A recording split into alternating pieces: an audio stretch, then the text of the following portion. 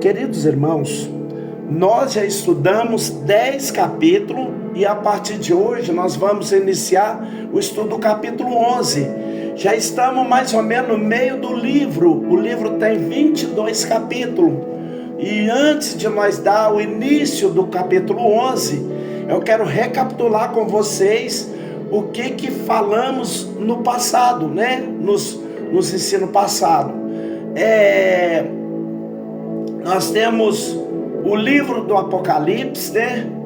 Que o livro de Apocalipse é revelação. E no capítulo 1 de Apocalipse você vê a visão do Cristo glorificado, quando Jesus aparece a João na ilha de Pátimo, aparece entre os sete castiçais. Capítulo 1, 2 e 3 é as igrejas da Ásia.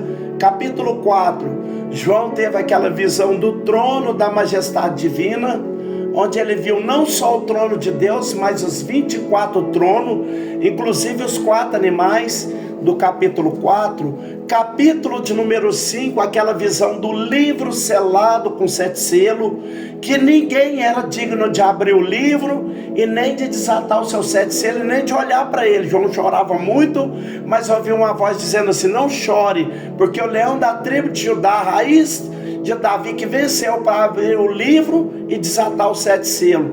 A partir do capítulo 6, os selos começam a serem abertos, né? O primeiro selo, cavalo branco; o segundo selo, cavalo vermelho; terceiro selo, o cavalo preto; quarto selo, cavalo amarelo; quinto selo, nós vamos perceber aí a perseguição ao servo de Deus, a morte dos mártires. Então o capítulo 6 é o início do selo. Capítulo de número 7, nós vamos perceber os 144 mil judeus, né, que são separados para uma missão específica, e a grande multidão que João viu, né, que veio da grande tribulação. No capítulo de número 8, a abertura do 7º selo e as 4 primeiras trombetas, porque quando é aberto o 7º selo, aparecem os 7 anjos, e o toque das 4 primeiras trombetas está no capítulo 8. No capítulo 9, a 5ª e a 6ª trombeta. E no capítulo 10, que foi o último capítulo que nós estudou, que naquela ocasião que o anjo aparece com o livro, e João comeu esse livro. Depois que ele comeu, era doce na sua boca, mas no seu ventre se tornou amargo. Aí nós vamos iniciar o capítulo 11, que trata de 2 temas principais, que são as 2 testemunhas e o toque da 7ª trombeta. Então eu espero que você esteja gostando, né, desse ensino. Eu espero que você seja edificado através desse estudo do livro do Apocalipse, né? Que é um livro complexo, é um livro rico em simbologia, e às vezes por mesmo capítulo, o mesmo texto, tem 2 ou 3 interpretações. Mas eu quero dizer algo: nós estamos fazendo o impossível para tornar mais fácil, mais compreensível a mensagem desse livro. O meu desejo é que você possa ser edificado, que você possa crescer espiritual. E se você não é cristão, que você possa receber Jesus como seu salvador pessoal. E você já percebeu isso, que muito do livro do Apocalipse ainda vai ter o seu cumprimento no futuro. Mas nós já explicamos aqui sobre as muitas interpretações do Apocalipse. Existe aquela interpretação preterista, que diz que tudo já se cumpriu no passado, né? Existe a interpretação histórica, que diz que o livro do Apocalipse está se cumprindo no decorrer da história. Mas nós preferimos a terceira interpretação, que é a interpretação futurista e pré, né? Que nada disso ainda se concretizou, que ainda vai concretizar no futuro. Inclusive o capítulo 6, no capítulo 1 e 18, é o período sombrio da grande tribulação. E nesse período sombrio da grande tribulação, nesses 7 anos, que a ira de Deus será manifestada, Deus irá levantar 2 personagens, 2 homens, 2 profetas, que irá realizar uma obra aqui na terra. Serão profetas, serão usados poderosamente. É sobre isso que nós iremos falar hoje, para para você ter a clara evidência na sua mente. Então João, mais uma vez, ele teve a visão, e agora João viu as duas testemunhas. Antes de nós adentrarmos no texto bíblico, eu gostaria de deixar bem claro que há muitas interpretações, até porque não dizer muitas explicações, discussões teológicas acerca desses dois personagens. Há quem acredita que seja Enoque e Elias, há quem acredita que seja Moisés e Elias, mas nós preferimos não dar nome para os personagens, para esses dois personagens. Eu prefiro não dar nome para esses personagens. Cremos que esses dois homens, que esses dois servos de Deus será levantado no futuro. Em particularmente, eu não creio que Enoque e Elias voltam à terra. Não acredito que Moisés e Elias voltam. Eu acredito sim que esses dois personagens serão levantados no futuro. Agora, claro, lendo o texto bíblico, nós vamos perceber que a luta, a perseverança do ministério profético desses dois homens, desses dois servos de Deus, é o ministério de Enoque e o ministério de Elias, né? E o ministério de Moisés. Então, pelo fato de Enoque não ter morrido, ter levado ao céu, transladado, então há quem acredita que seja Enoque e Elias por conta disso, porque Elias e Enoque não morreram, foram levados ao céu. E tem quem acredita que seja Moisés e Elias por causa da semelhança do ministério desses dois profetas. Mas preferimos crer que esses dois homens, esses dois profetas ainda serão levantados no futuro, durante o período sombrio da grande tribulação. Mas é interessante que, embora a epígrafe do capítulo 11 seja exatamente essa, as duas testemunhas, inclusive se você tiver com a Bíblia, você pode conferir, mas você vai perceber que no versículo 1 e 2 ainda é uma continuação do que está no capítulo de número 10. Então observe que no capítulo 11, no versículo 1 e 2, nós vamos perceber que há uma referência ao templo em Jerusalém, né? Onde João recebeu uma cana, uma vara para medir esse templo. Vamos ver o que fala a palavra de Deus. Capítulo 11, versículo 1. Se você tiver com a Bíblia, abra a Bíblia aí. Se você não dispõe da Bíblia, você só acompanha o que vai ser citado aqui através da minha fraca pessoa. Abra sua Bíblia aí, confere comigo.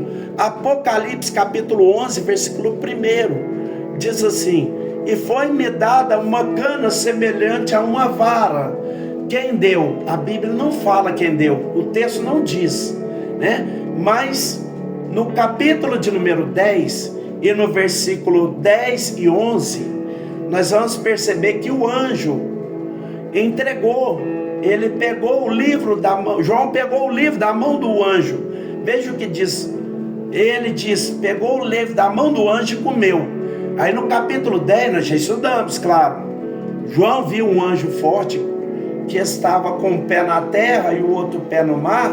E esse anjo, ele deu a João, entregou a João. João pegou na mão dele esse livrinho, ele comeu.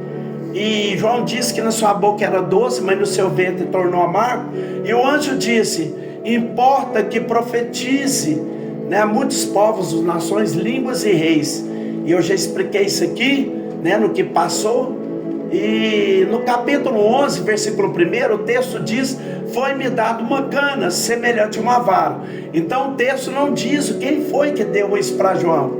Dá-nos a entender que seja o mesmo ser angelical que deu esse livrinho que aparece agora e dá uma cana. Que cana é essa? É tipo uma vara. Talvez você já conhece uma vara de bambu, né? Que desde os tempos bíblicos, os tempos antigos, ela servia para medir, para fazer medição. Vamos voltar ao texto. Olha o que o texto diz. E foi-me dado uma cana semelhante a uma vara. Observe que João está com essa vara na mão. E chegou o anjo e disse: levanta-te e mede o templo de Deus, e o altar e os que nele adoram. Há algo que eu quero chamar sua atenção nesse texto. esse algo, o templo em Jerusalém, ele foi construído pelo Salomão mais ou menos na data de 900 antes de Cristo, né? Salomão construiu o templo 930. Só que esse templo ele foi destruído no ano 600 por Nabucodonosor. Quando Nabucodonosor destruiu, invadiu, ele destruiu e levou os judeus para a Babilônia. Então os judeus, eles ficaram em Babilônia 70 anos, e depois de 70 anos, meus irmãos, Ciro, que já havia dominado a Babilônia, Ciro mandou que o povo retornasse. Isso está no capítulo 1 e no capítulo 2 do livro de Esdras. Então nós vamos perceber que o rei Ciro, aquele que Deus havia falado acerca dele através do profeta Isaías, em Isaías 45, né? Então o povo retorna nos dias de Zorobabel, de Esdras e de Neemias. Eles voltaram com esse intuito de construir o templo e de restaurar o culto e de construir os muros e a cidade, né?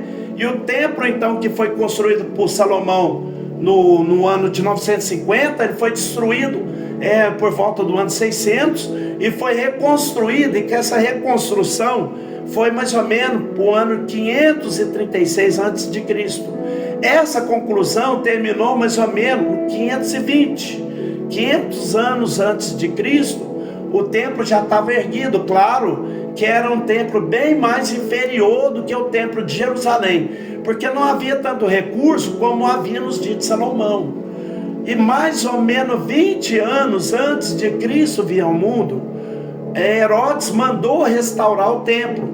Então nos dias de Jesus, o templo que estava erguido, que é aquele templo que Jesus entrou no capítulo 24 de Mateus, quando os discípulos mostraram as estruturas do templo, que Jesus diz assim: não vedes que tudo isso que não ficará pedra sobre pedra que não seja derribado? Aquele templo não era o templo de Salomão, havia sido destruído o templo. Aquele templo é o templo que foi reconstruído por Zorobabel por volta do ano de 520 a.C. E esse templo agora que havia sido restaurado por Herodes, mais ou menos 20 anos antes de Cristo nascer. Então aquele templo que estava erguido nos dias de Cristo, ele é chamado de templo de Zorobabel, como templo de Herodes. Só que no ano 70 da era cristã, ou seja, mais ou menos 25 anos antes de João receber essa revelação, o templo já estava destruído mais uma vez. Quando o general Tito invadiu a Jerusalém no ano 70, ele destruiu o templo. O templo, ele foi destruído em cumprimento da profecia de Jesus, porque Jesus falou: não vede tudo isso, que não ficará pedra sobre pedra que não seja derribado. Então, no ano 70, mais ou menos 40 anos após a morte de Cristo, isso cumpriu na íntegra. O general Tito invadiu Jerusalém, o templo foi destruído, foi queimado, né? E o historiador disse isso, que quando terminou o incêndio, então os romanos quebraram as pedras do templo para retirar o ouro que havia derretido, em cumprimento à profecia de Jesus. Veja que coisa interessante isso aqui, meus irmãos. Mais ou menos 20 anos depois que esse templo foi destruído, João estava na ilha de Patmos e recebe a revelação do Apocalipse. Nessa revelação, João recebe uma espécie de vara de medir, uma espécie de cana, e ele recebe uma ordem para medir o quê? O templo. Que coisa interessante isso aqui. E foi-me dado uma cana semelhante a uma vara, e chegou o anjo e disse: levanta-te e mede o templo de Deus, e o altar e o que nele adora.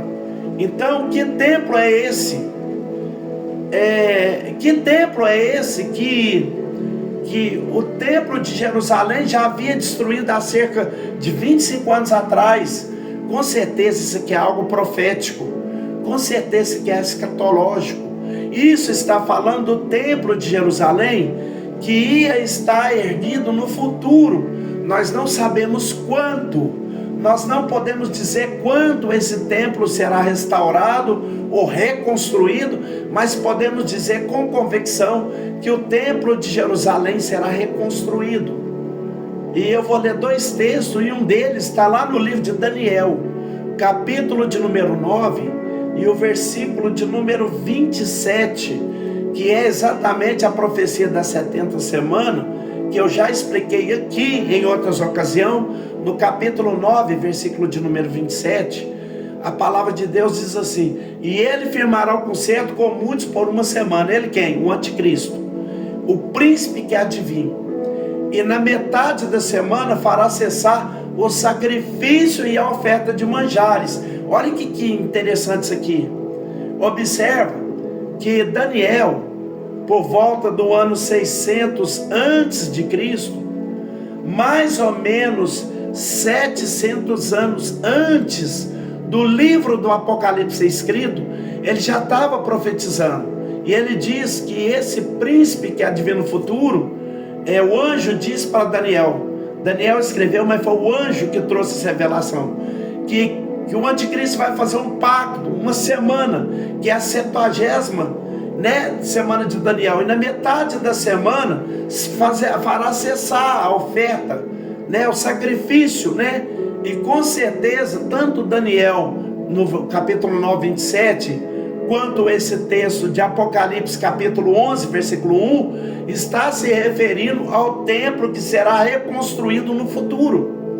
Inclusive, nós podemos ler lá no capítulo 24 do Evangelho escrito por Mateus, no versículo de número 15, Jesus faz menção à profecia de Daniel. Jesus diz assim: quanto pois virdes que a abominação de desolação que falou o profeta Daniel está no lugar santo.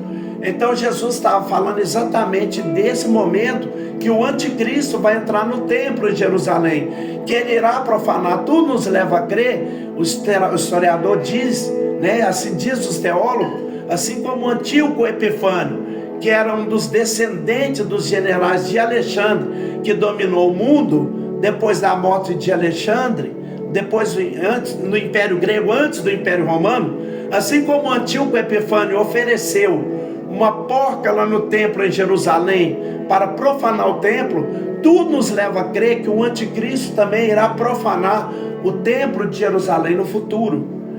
E um outro texto que nós iremos ler aqui, ele está na segunda epístola de Paulo aos Tessalonicenses, no capítulo 2 e no versículo 3 e 4, onde Paulo diz assim: ninguém de maneira vos engane, porque não será assim, sem que antes venha a apostasia, e se manifeste o homem do pecado, o filho da perdição, do qual se opõe e se levanta contra tudo que se chama Deus ou se adora, de sorte que se assentará como Deus no templo de Deus, querendo parecer Deus.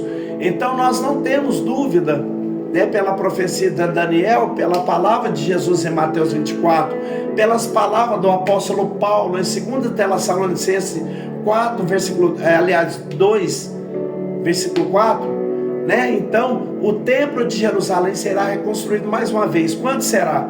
Não podemos dizer ao certo, mas hoje nós sabemos disso, que daquela área onde estava o templo existe uma mesquita muçulmana. Então, os muçulmanos, eles têm um lugar de culto, eles têm um lugar de adoração, que é uma mesquita. Mas os judeus, o que que os judeus têm?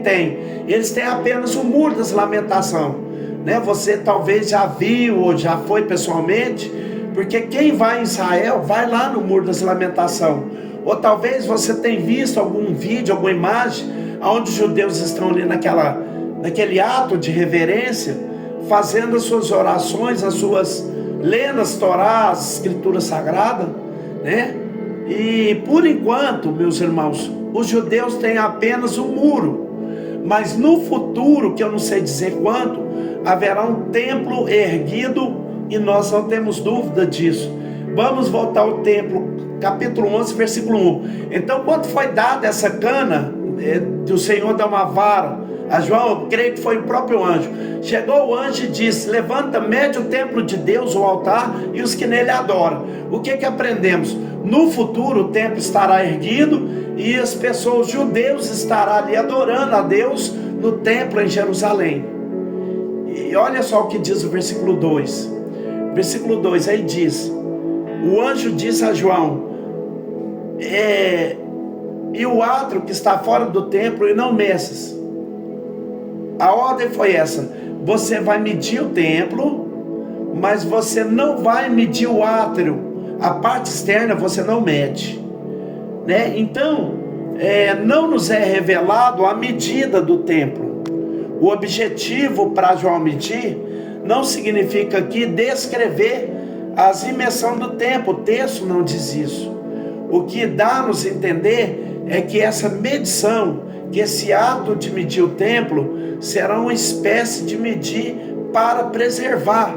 Deus irá preservar o templo em Jerusalém, embora que a parte externa, chamada de átrio, o pátio, como está no texto, versículo 2, deixa o átrio que está no pátio do lado de fora, será entregue às nações.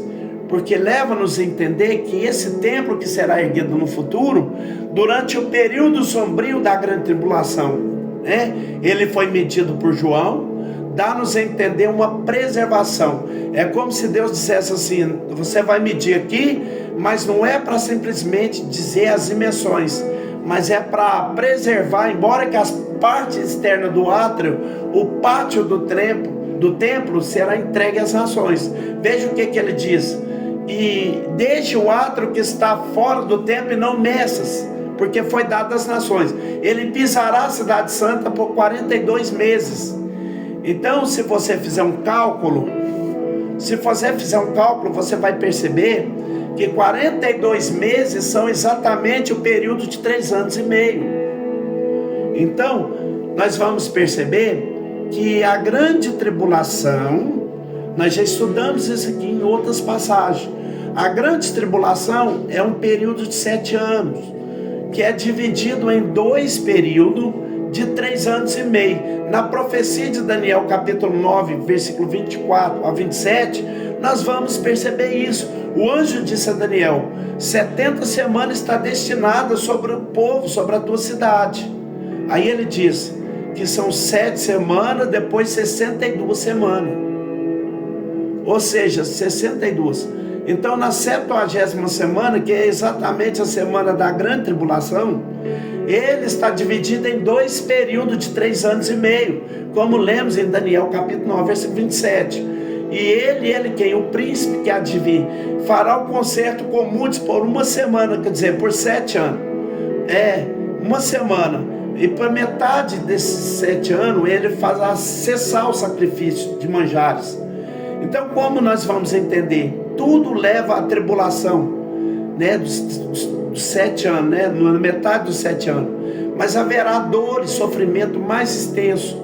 Por quê? Porque na primeira metade da grande tribulação, meus irmãos, o povo judeu vai aprovar o anticristo. O anticristo será reconhecido pelo povo judeu como Messias, Salvador do mundo. Mas na metade da semana, conforme Daniel 9, 27, Mateus 24, versículo 15, como lemos, ele vai cessar as ofertas, ele vai cessar os sacrifícios, as ofertas de manjares. E diz o texto bíblico que sobre as asas da abominação virá o assolador. Então é nesse período, nessa ocasião, na segunda metade, que o anticristo vai partir de encontro a Jerusalém com o intuito de destruir o povo judeu, com o intuito de exterminar a cidade de Jerusalém. Observe o que diz em Daniel capítulo 7, versículo 25. Daniel 7, 25 fala também sobre esse período. Se você dispõe da sua Bíblia, confira aí comigo, capítulo 7, 25 de Daniel, diz assim: e proferirá a palavra contra o Altíssimo. Isso é uma profecia acerca do anticristo, o homem do pecado, o filho da perdição, e destruirá os santos do Altíssimo. Por que destruirá?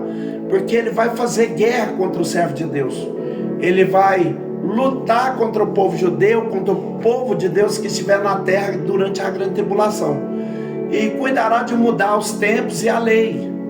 E eles serão entregues nas suas mãos por um tempo e tempos e metade de um tempo. Então isso é uma referência também a 3 anos e meio. Essa segunda metade da grande tribulação. Tempo é 1 ano, tempos é mais 2 anos e metade de um tempo, meio ano, 3 anos e meio, que vai se adequar com essa profecia de Apocalipse capítulo 11, né, que fala sobre 42 meses, né? Ainda em Daniel capítulo 9, versículo 27, Daniel 9, 27 diz: e ele firmará um concerto por muitos, por 1 semana, que são 7 anos, e na metade da semana, ou seja, quando se cumprir 3 anos e meio, ele fará cessar o sacrifício e a oferta de manjar, e sobre a asa das abominações virá o assolador. Então, na realidade, o anticristo, meus irmãos, ele na primeira metade da grande tribulação, ele vai se passar como sendo apenas um grande líder, um grande administrador, um homem ambicioso que deseja dominar o mundo e resolver os problemas sociais. Mas na metade da grande tribulação, ele vai romper o pacto com Israel. Ele vai revelar no seu intento, que é destruir o povo judeu, a nação de Israel. Aí começa o grande sofrimento, a grande tribulação propriamente dita, que será muito maior do que os 3 anos e meio. Versículo 2 do 11 diz assim: o anjo diz a João: e deixa o átrio que está fora do templo e não mexas. É como se Deus estivesse dizendo: o templo será preservado, mas o átrio, aquela parte de fora, não meça, porque não vai ser preservado. Por quê?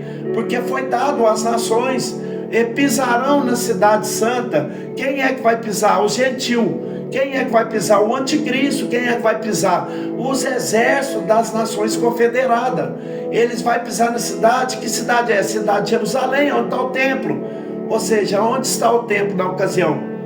Ele diz: pisará na cidade santa por 42 meses. Vamos voltar para esse texto agora. Agora, nesse período futuro, durante a grande tribulação, quando o templo de Jerusalém já estiver erguido, quando a cidade santa começar a ser pisada pelos gentios, pelas nações gentílicas, lideradas pelo anticristo, é nesse período que Deus vai levantar essas 2 testemunhas. Veja o que diz o versículo 3. Aí diz: e darei poder às minhas 2 testemunhas, e profetizarão por quanto tempo, meus irmãos? Por 1260 dias, vestida de pano de saco. Então observe que esse versículo 2 aqui, vai falar de 42 meses, que são 3 anos e meio. E o versículo 3 fala de 1260 dias, que se você dividir esse período por 30, que é o tempo de um mês profético, você vai observar que dá 42 meses ou 3 anos e meio. Então essas 2 testemunhas, esses 2 servos de Deus, esses 2 profetas serão levantados nesse período. Há quem acredita que essas 2 testemunhas serão levantadas na primeira metade da grande tribulação, mas eu prefiro crer que ela será levantada, essas 2 testemunhas, na segunda metade, depois que o anticristo romper o pacto com o povo judeu, e vice-versa. Quando o povo judeu rompeu o pacto com o povo de Deus, nesse período que Jerusalém estiver sendo pisada pelo exército das nações confederadas, é nesse período que Deus vai levantar essas 2 testemunhas. Então, muitas especulações têm surgido. Há alguém que seja menor que Elias, porque baseada em Hebreus capítulo 9, versículo 27. E o que diz Hebreus 9, 27? Que está ordenado a morrer uma só vez, vindo depois disso o juízo. Então alguns teólogos dizem isso. Se está ordenado os homens morrer uma vez, e Enoque e Elias e Enoque não morreram, eles terão que voltar à terra para morrer. Bem, é claro que para Deus não existe o impossível. Se Deus quiser, é claro que Deus pode trazer mais uma vez Enoque e Elias para que eles sejam essas duas testemunhas. Eu não posso duvidar do poder de Deus, mas eu não creio nisso, porque a palavra de Deus nos diz que Enoque foi transladado para não ver a morte. Então aqueles dois homens, aqueles dois servos de Deus que representam a igreja, em que sentido? No sentido de ser transladado. Foram homens que agradaram a Deus. O seu testemunho de vida agradou a Deus. Eles, no capítulo 5 do livro de Gênesis, capítulo de número 5 do livro de Gênesis, lá no versículo 22 ao 24 diz: e andou Enoque com Deus, depois que gerou Matusalém 300 anos, e gerou filhos e filhas, e foram todos os dias de Enoque 365 anos. E andou Enoque com Deus e não se viu mais, porquanto Deus para si o tomou. Então Deus tomou Enoque para si.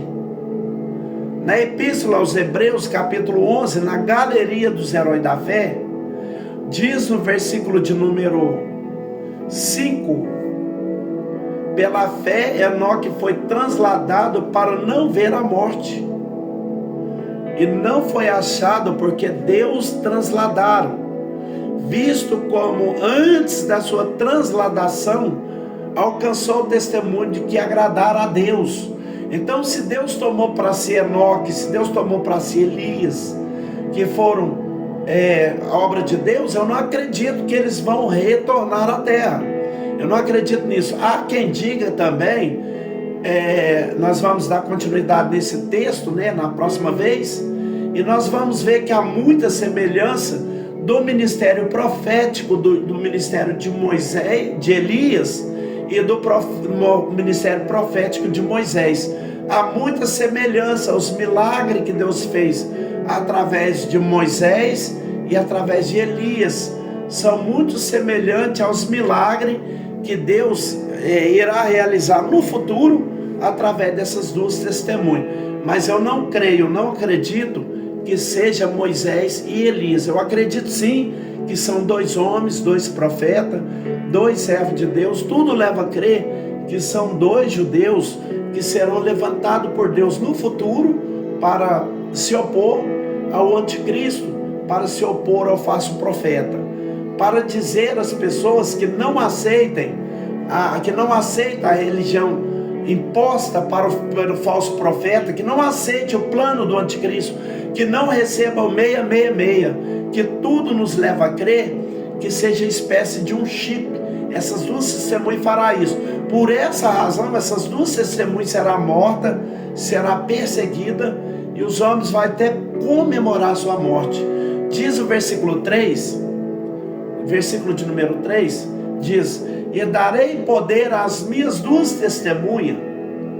Então ela vai receber poder, autoridade de Deus. Vão fazer milagre, vão fazer coisa extraordinária, vão fazer que caia fogo do céu, vão matar os seus inimigos e vão profetizar nesse período. Que período? 1260 dias, que é exatamente o período de aproximadamente 3 anos e meio. Como que elas vão estar vestidas de pano de saco? Mas nas páginas da Bíblia, esse vestir-se de saco fala de tristeza, fala de arrependimento. Quando é o caso, que não é o caso dessas duas testemunhas, mas então tudo nos leva a crer que esse pano de saco que eles estarão vestidos é exatamente sobre a sua tristeza, sobre a sua indignação no mundo contra o anticristo, contra a religião que será imposta pelo falso profeta. Veja o que diz o versículo 4, que é o único versículo que nós iremos finalizar hoje. E diz: essas são as duas testemunhas, as duas oliveiras, os dois castiçal que estão diante de Deus na terra. Então a oliveira aí, que é uma planta muito conhecida na página da Bíblia, nas páginas da Bíblia, de grande importância, de grande significado para o povo de Deus, Porque das oliveiras se extraía a azeitona, de onde se fazia o azeite. O azeite, nas páginas da Bíblia, para o povo judeu, ele tinha vários significados. Ele era usado de várias formas diferentes, de acordo com os materiais que fosse feito. O azeite servia de alimento, o azeite servia de medicamento, mas o azeite seria também de combustível para acender a menorá. Então, das oliveiras, eles tiravam a azeitona, eles faziam o azeite, que tinha esses vários, vamos dizer assim, essas várias utilidades para o povo judeu. Alimento ou medicamento, ou até mesmo para combustível. E uma das principais simbologias da Bíblia, do azeite, é de combustível. Observe que o texto diz que essas duas oliveiras é 2 castiçal, né? Veja esses castiçal. Esse castiçal, que é aquela peça da menorá, né? Que estava presente no tabernáculo, e nessas queimas desses castiçal era colocado o azeite, que é uma espécie de um candeeiro, né? Para dizer uma linguagem mais conhecida, né? Com essas lâmpadas, essas velas, para quê? Para iluminar. Qual é o sentido profético dessa palavra, dessa profecia, desse texto? Que essas duas oliveiras representam exatamente os 2 servos de Deus, os 2 homens que Deus vai levantar no futuro. E diz que são oliveiras e são castiçais. Por quê? Porque fala da ação do Espírito Santo, do poder do Espírito Santo, das características do ministério desses 2 homens. Então eu não tenho dúvida disso, que são 2 homens que serão poderosamente usados por Deus durante a grande tribulação. Inclusive, esta é uma das razões pela qual nós não cremos que o Espírito Santo será retirado da terra durante a grande tribulação, e quem ficar na terra vai ficar sem nenhuma ação do Espírito. Nós não cremos nisso. Nós cremos sim que o Espírito Santo vai estar no céu com a igreja, né? Porque o Espírito Santo é onipresente, mas ele estará também atuando aqui na terra. Ele vai estar atuando através de 144 mil que vai pregar o evangelho. Ele vai atuar através dessas 2 testemunhas, desses 2 servos de Deus que estarão fazendo milagre, coisas extraordinárias aqui na terra, a ponto de dar até coragem e ousadia para os crentes serem martirizados, enfrentar até a morte, se for preciso, durante o período da grande tribulação. Essa é a palavra de Deus, né?